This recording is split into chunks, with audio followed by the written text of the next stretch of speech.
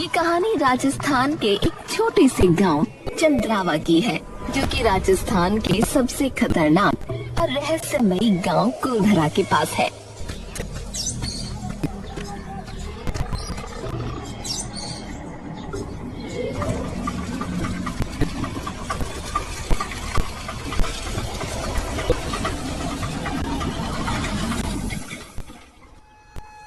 लो जी भाई साहब, लो आ गयो थारा गांव चंद्रावा। अरे भाई साहब, मेरा गांव नहीं है, पढ़ाई के सिलसिले में आया हूँ। कुलधरा गांव पे एक कहानी लिखनी है, उसकी घटनाओं पर आधारित। तो सोचा आसपास के गांव वालों से बातचीत कर लूं, इसीलिए आया हूँ। हैं? पढ़ाई करन को भाई साहब, यो कैसी जगह ढूंढी आपने? यहाँ का स्कूल भी बंद होने वाला है और आप यहाँ पढ़ोगे? क्यों भाई साहब, ऐसा क्या हो गया इस गांव में? अरे हुआ नहीं है भाई साहब, करा है। करा है? क्या करा है? और किसने? अरे इस गांव के राक्षस ने, बसंत सिंह। ये कौन है और इसने क्या किया है? बहुत ही जल्द पता चल जाएगा आपको। बस एक मशवरा देता हूँ कि बसंत सिंह से दूर रहना है। चलो जी, जयराम जी की चलता हूँ। रघुबीर कुछ नहीं बोलता और बस रिक्शा वाले को पैसे देकर वापस चला जाता है। ये गांव इतना बेजान सा क्यों पड़ा है? रघुबीर चारों ओर नजर घुमा के देखता है। अगर उसे कुछ दिखता तो वो थी गरीबी और कोई मजबूरी, जिसे वो समझ नहीं पा रहा था। रघुबीर तभी एक चाय की टपरी के सामने से गुजरता है, जहाँ से 15-16 साल का लड़का दौड़ता हुआ अचानक बाहर आता है और रघुबीर की टी शर्ट की बाजू पकड़ लेता है। भाई साहब आइए ना हमारी दुकान पे भाई साहब, बहुत ही अच्छी चाय पिलाऊंगा, आइए ना भाई साहब। अरे बच्चे, अरे नहीं पीनी मुझे चाय भाई। अरे भाई साहब, पर एक बार आके तो देखिए ना। चलो चला ही जाता हूँ, क्या पता ऐसे ही कुछ पता हो। अच्छा भाई, अच्छा, ठीक है, चलो। राजू के चेहरे पर एक लंबी सी मुस्कान आ जाती है और टूटी सी कुर्सी पर बिठा देता है। बैठो भाई साहब, मैं बस 5 मिनट में आपकी चाय लाया। अरे रुको बेटा, इधर बैठो पहले। हाँ जी भैया, बताओ। अच्छा एक बात बताओ, ये इस गांव की ऐसी हालत क्यों है भाई? मतलब भाई साहब? मतलब ये कि यहाँ हर दुकान, हर घर की इतनी बुरी हालत क्यों है? भाई साहब, अब ऐसा गांव में कोई अमीर तो रहता नहीं है, सब गरीब ही रहते हैं, तो घर तो फिर ऐसे ही होंगे ना। अच्छा, ऐसे हैं या बसंत सिंह ने किए हैं? राजू चौंक कर उसकी ओर देखता है।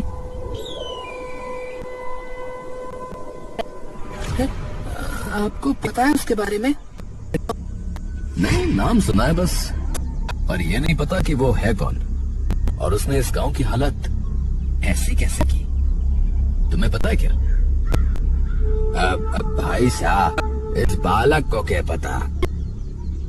रघुबीर पलटकर जय सिंह की ओर देखता है। राजू दौड़कर जय सिंह के पास चला जाता है। बापू, देखा, मैंने कही थी ना कि एक ग्राहक तो जरूर लाऊंगा।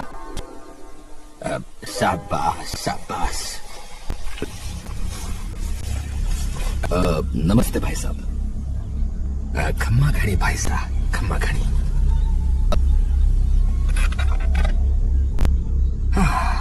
हाँ जी भाई साहब, अब बताओ कैसे आना हुआ इस निर्भाग गांव में? मैं असल में अपनी पढ़ाई के सिलसिले में आया हूँ। कैसी पढ़ाई?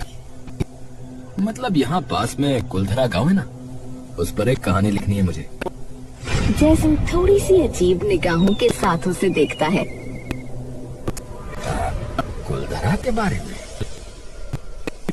जी, क्या हुआ? बात यह है कि ज्यादातर लोग उस गांव के आसपास आने से भी डरते हैं। हाँ, मैं जानता हूँ, मेरी दादी ने मुझे उस गांव की कहानी बता रखी है। तो फिर आप यहाँ क्यों आए?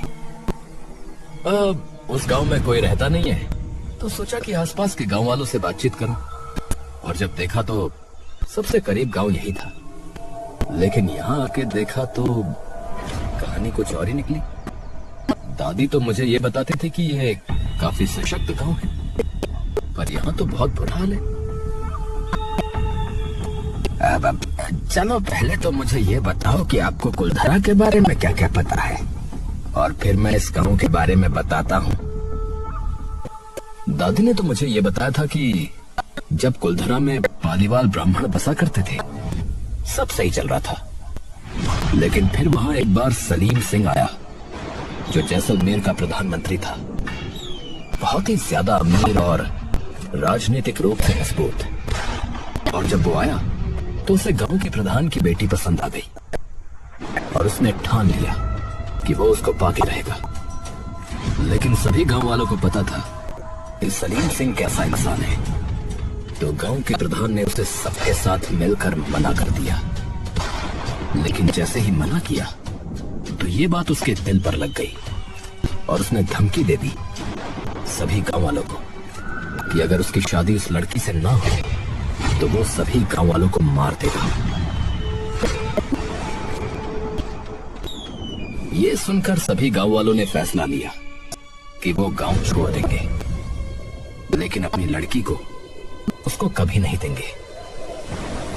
एक रात में पूरा गांव खाली हो गया। अगले दिन जब सलीम सिंह आया तो उसे एक इंसान भी नहीं दिखा, न किसी के घर पर कोई भी सामान। और आज तक किसी को पता नहीं चल पाया कि वे लोग कहां गए, और एक रात में पूरा गांव कैसे खाली हो गया। जब वे गांव से जा रहे थे तो उन्होंने उस गांव को श्राप दिया कि कोई भी उनके इस गांव में कभी भी नहीं रह पाएगा। तो जो भी आता उसके साथ अजीब अजीब चीजें होने लगती, और वो डर के वापस चला जाता। बस कुछ ऐसी ही कहानी है इस गांव की भी। यहाँ भी आया है एक सलीम सिंह जैसा राक्षस अमीर और ताकतवर, जिसने आते ही इस गांव की दुर्गति कर दी। हाँ, मैंने सुना है उसके बारे में, पर उसने ऐसा किया क्या है और क्यों? क्योंकि वो गांव पे कब्जा करना चाहता है, सबके घर हटाकर यहाँ अपनी फैक्ट्रियां बनवाना चाहता है। पहले बसंत ने पानी की सप्लाई कटवाई, फिर पूरे गांव का राशन रुकवा दिया। सरकार से पास हुए स्कूल सड़क के काम भी उसने रोक दिए। साफ कह देता है कि गांव खाली करो, वरना हाल और बुरा होगा। अगर उसका कुछ न हुआ तो चंद्रावा का भी वही हाल होगा जो कुलधरा का हुआ। ये गांव भी खाली हो जाएगा किसी रईस जादे की वजह से। या तो लोग चले जाएंगे, नहीं तो भूखे मर जाएंगे। तो उसे कोई रोकता क्यों नहीं है? कलयुग है बेटा यो, यहाँ असुर से बचाने वाला कोई देवता ना आने वाला, समझ गए हो? पर सभी गांव वाले अगर साथ आ जाएं तो बिल्कुल रोक सकते हैं उसे। नहीं हो सकता कुछ। नहीं हो सकता कुछ। सभी डरे हैं उससे। यहाँ कोई कुछ नहीं करेगा। बहुत ही ताकतवर इंसान है। हर नेता थानेदार उसकी जेब में है, कोई कुछ नहीं करता।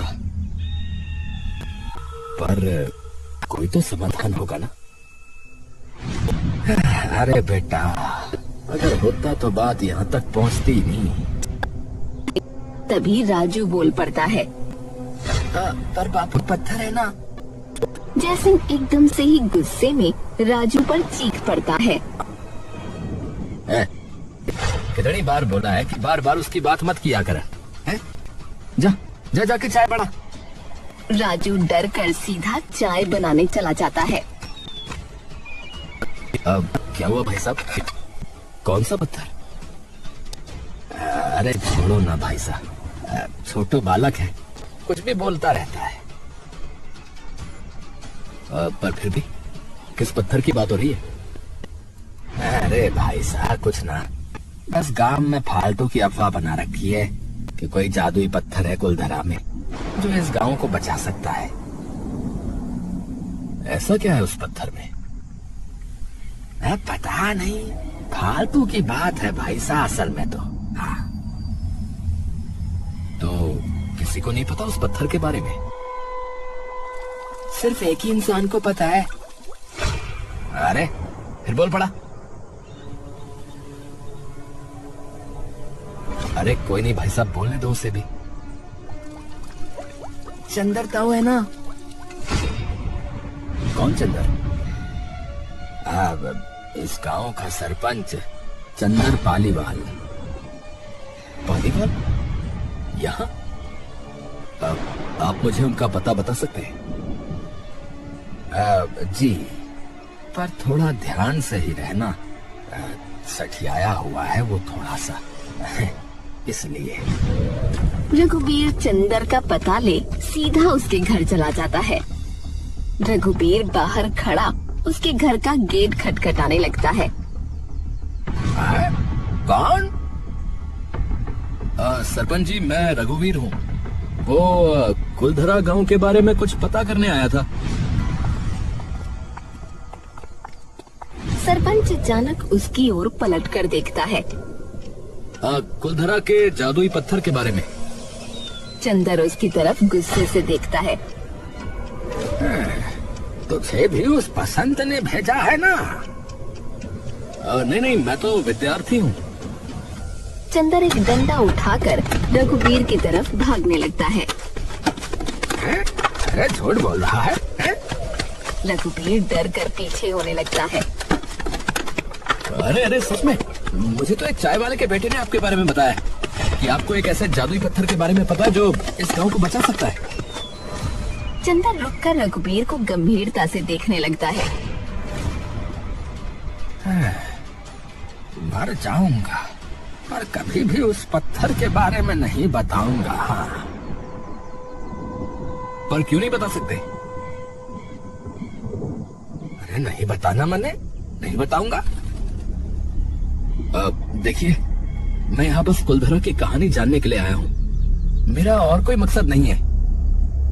अरे मुझे परवाह नहीं है थारी कहानी वहानी की है? इस गांव में किसी का भरोसा नहीं है, कौन उसके साथ मिला हुआ। और अगर उसे इस पत्थर के बारे में पता चला और अगर उसके हाथ ये लग गया तो समझो पूरा गांव खत्म। थारी कहानी के चक्कर में मैं अपने पूर्वजों को दिया वचन नहीं ठुकराने वाला। हाँ, उनका इन सभी चीजों से क्या लेना देना? वो तो अब है भी नहीं। अरे वे सब यही हैं, सब देख रहे हैं, मुझे मत सिखा। गांव वालों के वजूद का सवाल है और आप सरपंच होने के बावजूद भी अपने पूर्वजों का अभिमान पकड़ के बैठे। रघुबीर और चंदर बात कर ही रहे होते हैं कि तभी किसी के जोर जोर से चिल्लाने की आवाज उन्हें आने लगती है। दोनों बाहर दौड़ते हुए आते हैं। रघुबीर और चंदर जैसे ही जयसिंह को बसंत सिंह की जीभ से बंधा हुआ देखते हैं, दोनों का दिल एक पल के लिए डर से थम सा जाता है। वो दौड़कर बसंत के पास जाते हैं। अब सिंह साहब, क्या हो गया सिंह साहब? अरे ये 2 गाड़ी का चाय वाला मुझसे अकड़ के बात कर रहा था। अरे गरीब आदमी है सिंह साहब, इसका छोरा भी छोटा है, छोड़ दो, भगवान के वास्ते छोड़ दो। अरे मैंने एक तो इसकी दुकान पे चाय पी और मुझसे पैसे मांग रहा था।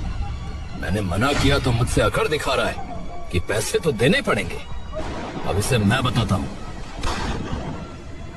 माफ कर दो मालिक, माफ कर दो, आगे से ना होगा, छोड़ दो मालिक। छोड़ दूंगा पर एक शर्त पे, गांव खाली करवा दे।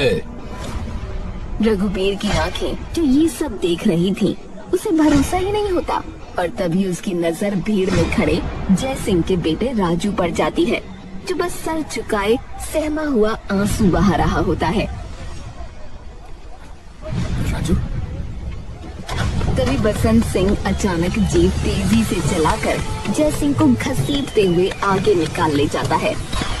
सरपंच वहीं बेबस खड़ा जय सिंह की चीखें सुनता रहता है। राजू को इस तरीके की बेबसी से रोता देख मानो रघुबीर के पूरे बदन में आग सी लग जाती है। सरपंच चुपचाप अपनी चारपाई पर बैठा सामने की खाली दीवार को निहार रहा था। तभी रघुबीर वहां आ जाता है। उसका चेहरा गुस्से से लाल। अभी भी कुछ नहीं बोलोगे आप? सरपंच नीचे सर झुका लेता है। अरे उसे घसीटता हुआ ले गया वो, उसके बेटे के सामने। आपने देखा था उसको कैसे डर से कांप रहा था, वो कैसे सिसक सिसक कर रो रहा था। उस पर भी जरा सी दया नहीं आ रही क्या आपको? अरे ये राक्षस यूं ही सबके परिवार के सदस्यों को लेके जाता रहेगा। आप पालीवाल ही हो ना?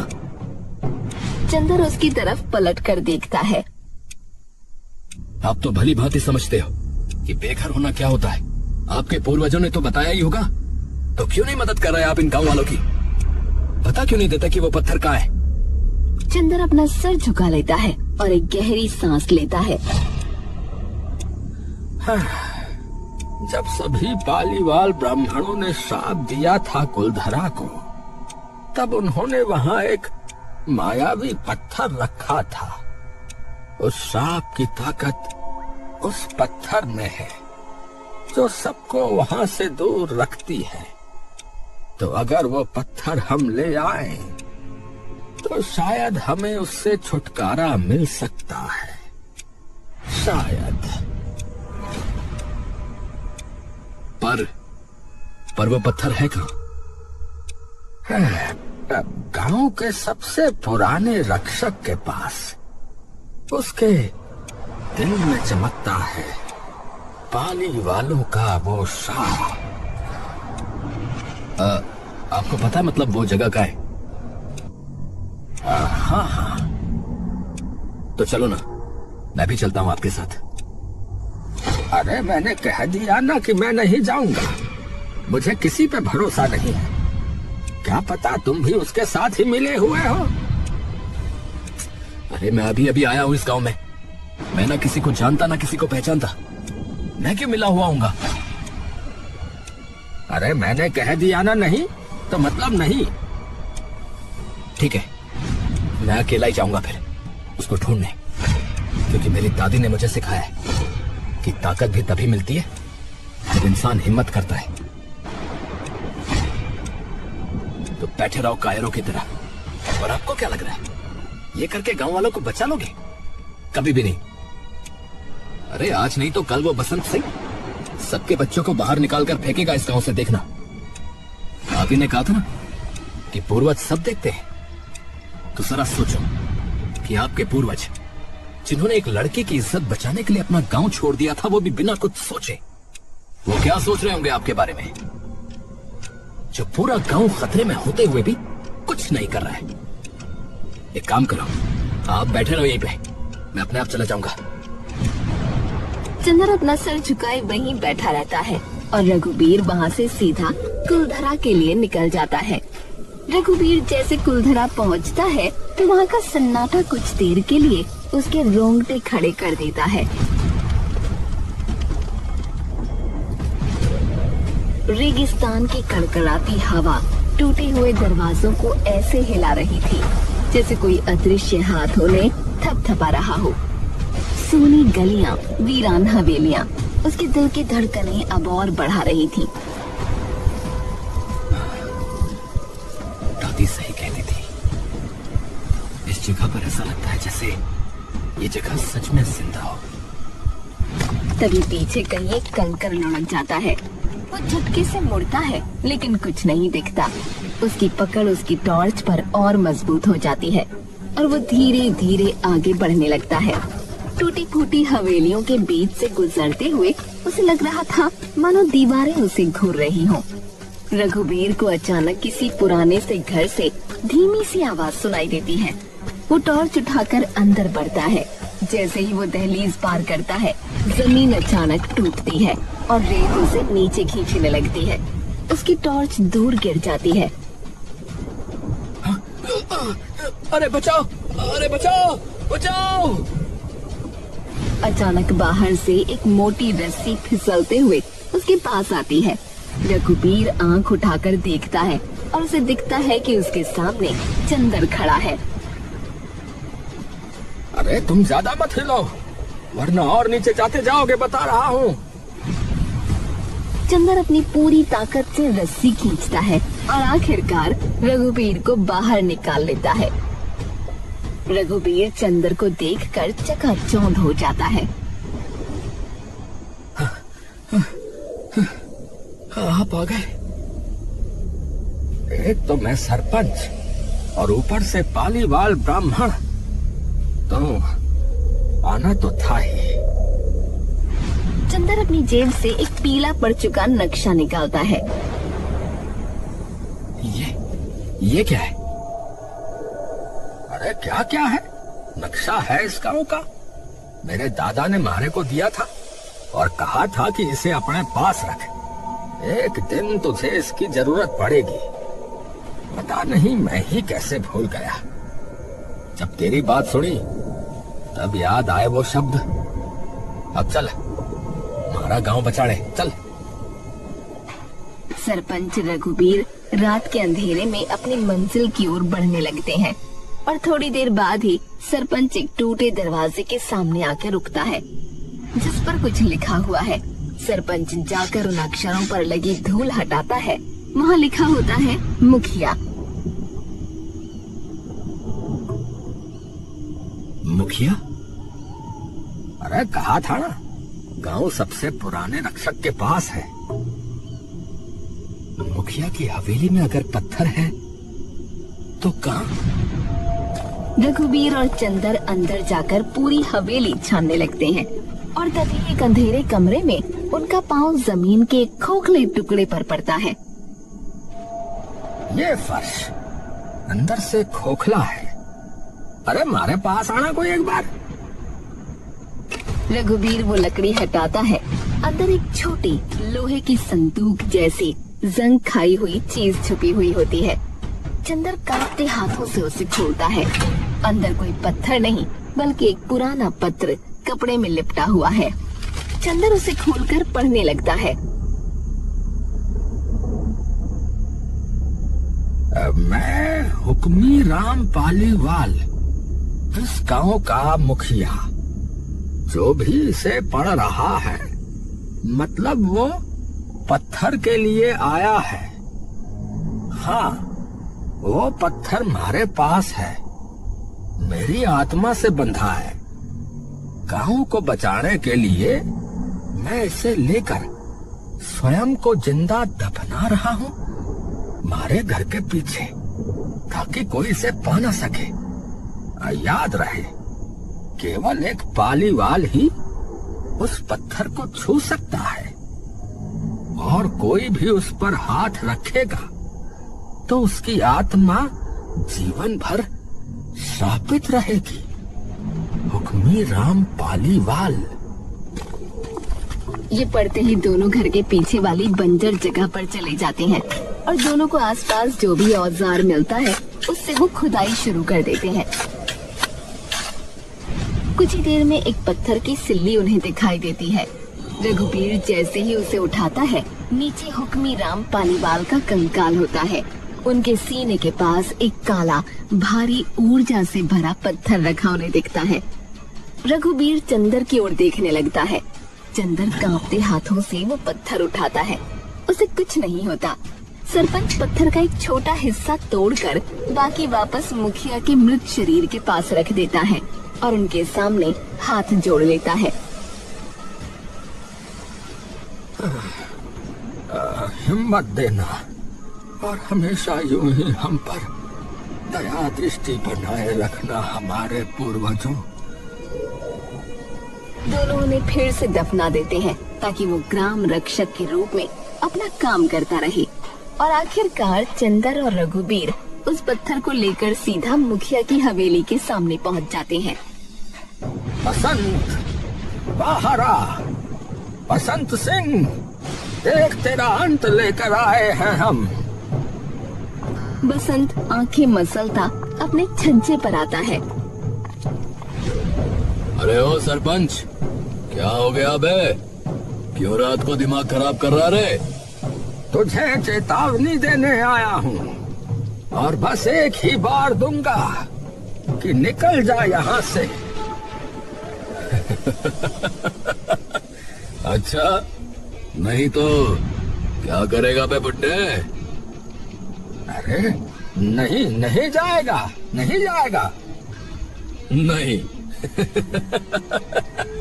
बता बता क्या करेगा, बता। सरपंच पत्थर को कांपते हाथों में लेकर धीरे से मंत्र जैसे शब्द फुसफुसाता है। जिसने भी इस गांव को गलत नजर से देखा या इसे हड़पना चाहा, उसे मिट्टी में इतनी गहराई तक दफना दो कि कोई उसे कभी ढूंढ भी न पाए। धरती बिजली की तरह कांपने लगती है और हवेली में दरारें पड़ने लगती हैं। उसका आलीशान बंगला ऐसे नीचे धंसता जाता है जैसे रण का इकलौता फूल माटी की आंधी में जमीन के अंदर धंसता जा रहा हो। पूरी हवेली देखते ही देखते धड़ाम से नीचे धंस जाती है। बसंत चीखता है और पल भर में ही उसकी हवेली उसके गुरूर और उसके साथ रेत में समा जाती है। और तभी सूरज अपनी जगमगाती किरणों के साथ देखते ही देखते गांव वालों की आंखों में चमक उठता है। रघुबीर अपना बस्ता तान कर घर से निकल ही रहा होता है कि तभी चंदर वहां आ जाता है। हो गई तैयारी वापस जाने की? जी। और जो कहानी लिखने आया था कुलधरा पे, वो लिख तो ली, पर ये कहानी अब सिर्फ कुलधरा की नहीं है। ये कहानी अब चंद्रावा की भी बन चुकी है। ये कहानी बन चुकी है उन पूर्वजों की जो अपने जाने के बरसों बाद भी अपनी पीढ़ियों की रक्षा कर रहे हैं, जिन्हें हम शायद भुला चुके हैं, लेकिन वो हमें नहीं भूले। यहां पत्थर बन के आए तो कहीं किसी बच्चे के रूप में, कहीं किसी पेड़ के रूप में, तो कहीं किसी पक्षी के रूप में, पर वो हमारे साथ है जरूर। मुझे लगता था कि ये सभी बातें फिजूल की हैं, कि हमारे पूर्वज हमें देख रहे हैं या हमारी रक्षा करते हैं, लेकिन यहां आके पता चला कि कुछ कहावतें सच भी हो सकती हैं। चलो, कम से कम हमने तुम्हें कुछ तो दिया, अब भले ही कहानी सही। अब चलो आ जाओ भाई, गांव वाले बाहर थारा इंतजार कर रहे हैं, चलो। चंदर बाहर निकलते ही देखता है कि सभी गांव वाले वहां इकट्ठा हुए हैं। तुम्हारा धन्यवाद हम कैसे करें, ये हम खुद नहीं जानते बेटा। काश उस वक्त कोई तुम जैसा कुलधरा में भी होता। अरे तुम तो राम बन के आए हो, जिसने हमें इस गांव के रावण से मुक्त करवा दिया। तुम्हारा बहुत बहुत धन्यवाद बेटा। पर थारे ने किया क्यों हम सब के लिए ये सब?